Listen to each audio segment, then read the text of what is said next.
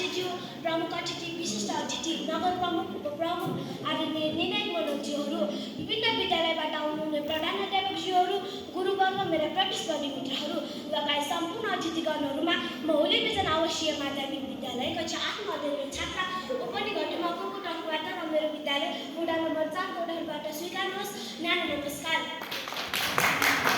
नगरपालिकाले आफ्नो वार्षिक कार्यक्रम अन्तर्गत प्रतिभा पहिचान कार्यक्रममा वक्तृत्व कला कार्यक्रम लगायत विभिन्न कार्यक्रम त्यसै गरी आज म विद्यार्थी जीवनमा अनुशासन र सरसफाइको महत्त्व विषयमा आफ्नो विचारहरू प्रस्तुत गर्न गइरहेको छु। विद्यार्थी जीवन मानव जीवनको सबैभन्दा महत्त्वपूर्ण चरण हो। यो समय जीवन निर्माणको आधारशिला हो। यही सम्मान मानिसको चरित्र बानी व्यवहार र सोचको विकास हुन्छ।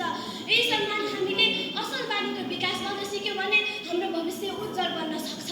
तर यदि यही सम्मान हामीले गलत बानीको विकास गर्न सिक्यौँ भने हाम्रो भविष्यमा समस्या हुन सक्छ।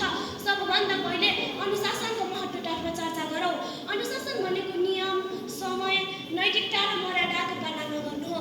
अनुशासित विद्यार्थीले समयको सही उपयोग गर्छ। ऊ विद्यालय जान्छ, ढ्याउतिर बज्छ र गृहकार्य पुरा गर्छ। उसले शिक्षक, अभिभावक र ज्येष्ठ व्यक्तिहरूको सम्मान गर्छ। अनुशासनले मानिसलाई जिम्मेवार, इमानदार र सफल बनाउँछ।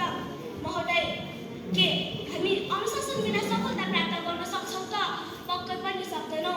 अनुशासन बिना जीवन अस्तव्यस्त हुन्छ। यस्तो अवस्थामा विद्यार्थीले लक्ष्य प्राप्त गर्न सक्दैन। त्यसैले अनुशासनलाई पहिलो सिद्धि भनिन्छ। इतिहासका केही पाना पढ्दै हेर्नु भने धेरै सफल व्यक्तिहरू अनुशासित भएकै कारण आज विश्वमा प्रसिद्ध छन्। अनुशासन भए मानिसको जीवन व्यवस्थित र सफल हुन्छ। अनुशासन कायम भए उन्नति, प्रगति र राम्रो वातावरण सिर्जना हुन्छ। अनुशासन पालना नगर्ने विद्यार्थीको पढाइमा यसले नकारात्मक